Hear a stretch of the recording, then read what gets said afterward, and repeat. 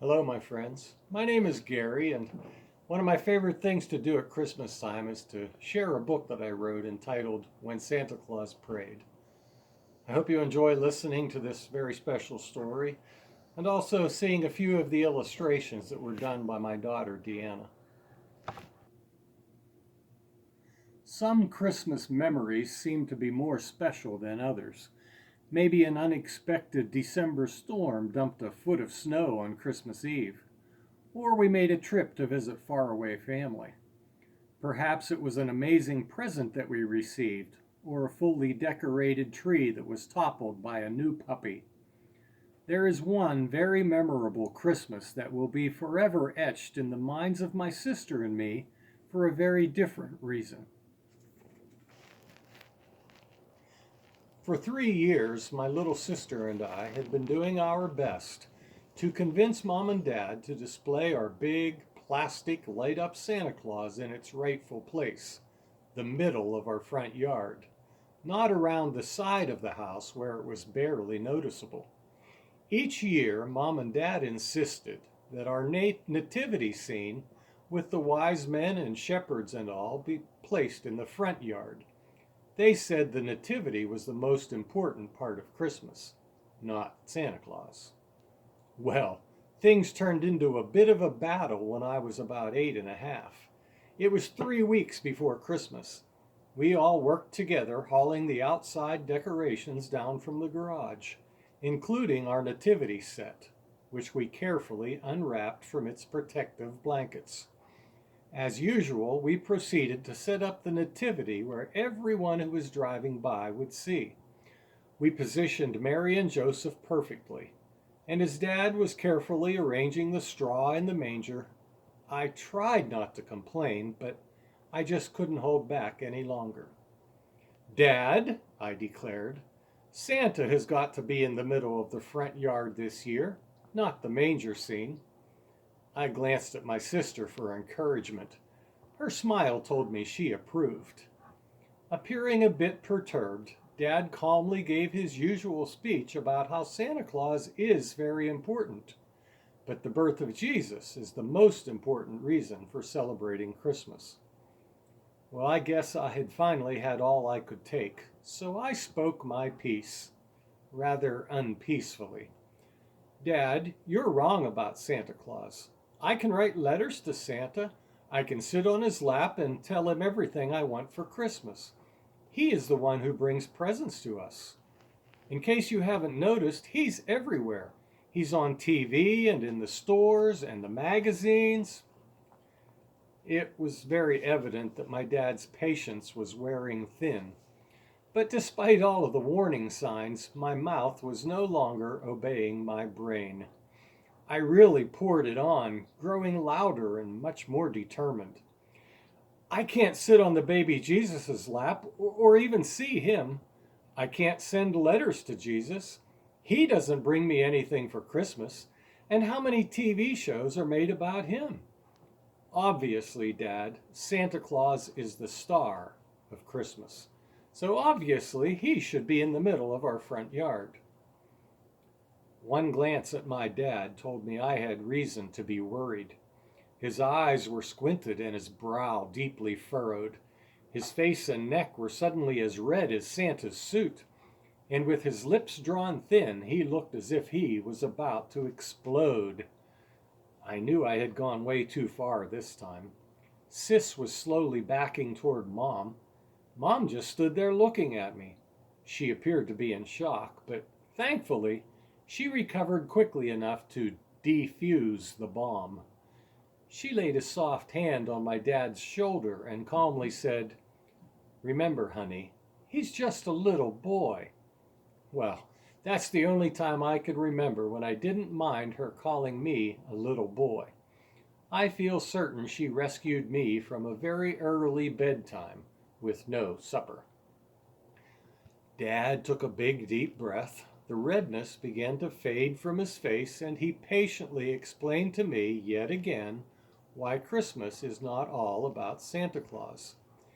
He reminded me that I could talk to Jesus not just at Christmas time, but all year long, and any time of the day or night. He gave me the entire speech about how Jesus is God's Son, born to be our Savior, and that He even gave His life for us. I looked to my sister for help. I knew she was still on my side, but since she always enjoyed hearing me get a good lecture, she stood back and remained silent. I don't even think I listened to the rest of Dad's speech. As you would expect, I lost my case again. My dad, the judge, made his decision, and it was final. Once again, Santa Claus would take a back seat to the baby Jesus. At least for now. For the next 3 weeks, we went through our usual preparations for Christmas. Shopping, baking cookies, attending school and church programs, taking family pictures, sending greeting cards, and enjoying TV specials.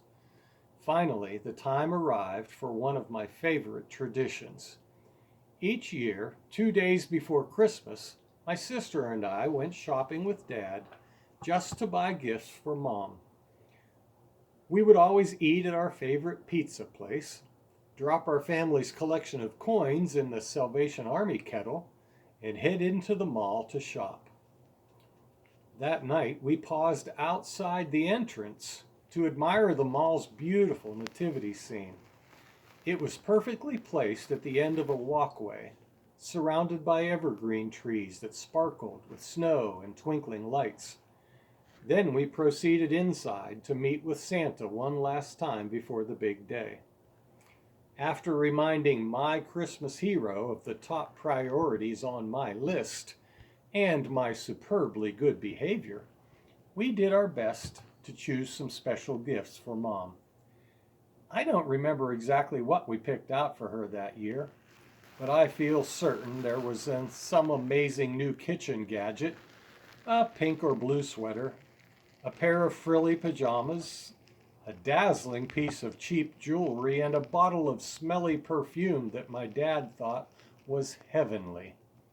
Well, finally we stopped and we had the ladies at the gift wrapping center conceal Mom's presents in pretty paper and ribbon. Dad was a sloppy gift wrapper, and he said Mom would snoop if we just took them home in bags. It was getting late as we prepared to head home. Some store owners had turned off a few of their lights in hopes of getting home a few early. A few stores were putting up last-minute sale posters, and Santa's big cushy chair sat empty, except for a sign that said, "Gone to the North Pole. Be good." As we were leaving the mall, something happened that night that would change Christmas forever for me. On our way to the parking lot, we stopped to look at all of the lights and decorations one last time. When I glanced through the trees toward the nativity, I noticed something unusual.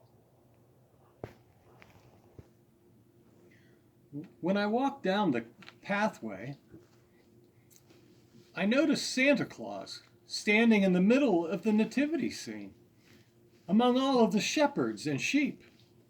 His head was bent toward the manger. He held his hat in his hands, which were folded over his beard. His eyes were closed. I edged closer to him and I quietly asked, "Santa, are you okay?" He opened his eyes and turned, and he peered down at me over the top of his glasses. With a kind smile, Santa softly replied, "Of course, Sammy, I'm fine." "Well, what are you doing?" I asked. "Why, I'm praying, Sammy." "Praying? Why would you be praying? You're Santa Claus." "Don't you pray?" he asked. "Sure I do, but I'm not Santa Claus. Why would Santa Claus pray?" Santa thought for a moment, and then he answered, "Well, Sammy, I'm praying because I am very thankful. I have millions of children all over the world who love me. I am blessed to be able to give gifts to them, especially those who really need them. I am also praying that all of those boys and girls and their families might have a wonderful Christmas, not just because of the presents, the food, and family get togethers, but because of the birth of Jesus, our Savior. He is the reason we need to celebrate. And of course, I am praying for the families that don't even know about Jesus. Then Santa nodded toward the manger and he said, "You need to always remember, Sammy, I am not the brightest star of Christmas. He is." Wow. To talk about having the rug pulled right out from under me, I was caught completely off guard. I was dumbfounded. I just stood there beside Santa for a couple of minutes, thinking about it all. And when I looked up, his eyes were closed again. I walked back slowly toward Dad and Sis, and as I crawled into the car, Dad looked at me and asked if I was okay. "Yeah," I answered, "I'm fine, but there's something I'm going to need to do when we get home." Dad didn't say another word. It was a quiet ride home. When we got out of the car, I told him that I would come into the house in just a minute. He went in, but my sister stood on the driveway and watched as I walked all the way around the side of the house. Our plastic light-up Santa was pretty heavy, but I managed to wrestle him around the house and all the way across the front yard. I dragged him right into the middle of the nativity and stood him right in front of the manger with his back turned toward the road. I noticed that the curtains were pulled back and my parents were peeking at me out of the window. I figured I would be in big trouble, but I didn't care. Sis and I took off our coats and our shoes when we got in the house, and then we nervously walked into the living room. Mom and Dad were still standing by the window just staring at me. Dad was speechless. He appeared calm, but puzzled. My sister looked as if she was actually afraid for me this time. Finally, it was Mom who broke the silence. With a very concerned look, she asked, "Sammy, why in the world did you just move Santa Claus into the middle of the manger scene?" Well, fighting back my tears, I swallowed hard and I simply answered, "Because tonight I saw Santa Claus pray." And then I quickly said, "Good night," and I ran to my bedroom. Well, when I woke up the next morning, it was Christmas Eve. The first thing I did was hurry to my bedroom window. I'll never forget wiping the cold fog from the window with my pajama sleeve and gazing out at the wintry morning. I couldn't believe my eyes. There was our Santa still standing right in front of the manger. I ran out the front door and right out into the snow wearing my robe and my slippers. I had to be sure that it was true. My mom and dad followed me, with my sleepy-eyed sister trailing behind. I was really surprised when they hugged me, and they said that Santa could stay where he was, right in front of the manger, until time to take down all of the Christmas decorations. And for the next few weeks, when anyone asked them why our Santa was standing in the middle of the manger scene, Mom and Dad just smiled and said, "Because Sammy saw Santa Claus pray." Well, I'm all grown up now. 30 years have passed since that Christmas. I have a home and children of my own. Every year we work together, carefully arranging a nativity scene in the middle of our front yard. Every year we proudly place our big plastic light-up Santa Claus right in front of the manger, among all of the shepherds and sheep.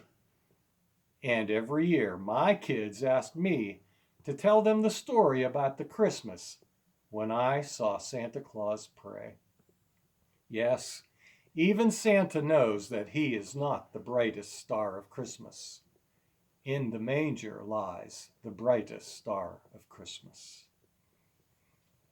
Well, I hope you enjoyed the story, and I wish you and your family a very Merry Christmas.